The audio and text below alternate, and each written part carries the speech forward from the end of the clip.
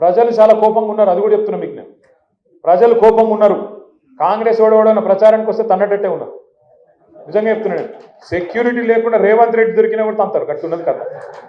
నేను ఉదయం చెప్తున్నాను, నేను చూస్తున్నా, నిజంగా చెప్తున్నా.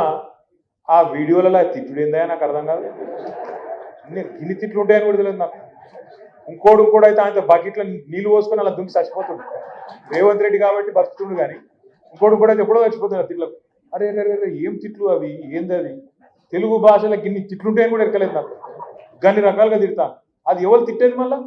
80 ఏళ్ళోళ్ళు, 90 ఏళ్ళోళ్ళు. నిన్న ఒక మహిళ, నేను ఒకటే అడుగుతున్నా, ఏం అవసరం ఉన్నది ఇంత దుర్మార్గంగా పాలన చేస్తాను? నిన్న ఒక ఊళ్ళో కొడంగల్లో భూములు అంటే ఒక్క ఊళ్ళో 110 ఎకరాలు కావాలంట రేవంత్ రెడ్డి. ఆ 110 ఎకరాల కోసం 400 మంది పోలీసులు పంపుతావు.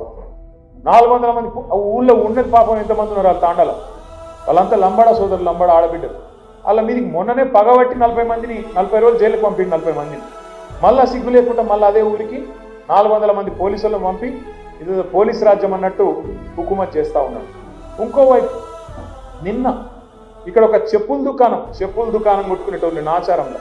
ఇంకొక ఆమె ఒక చిన్న పాల దుకాణం, పాల డబ్బా, దుకాణం కూడా కాదు డబ్బా, డబ్బా మీద పడ్డాడు. అంటే ఇక పేదోళ్ళు బతకాక తెలంగాణలో 10 ఏళ్ళు కేసీఆర్ గారికి ఇట్లాంటి గలీజ్ పనులు ఏమైనా చేసిండా? పేదోళ్ళు కడుపులో పెట్టుకొని చూసుకున్నాడు.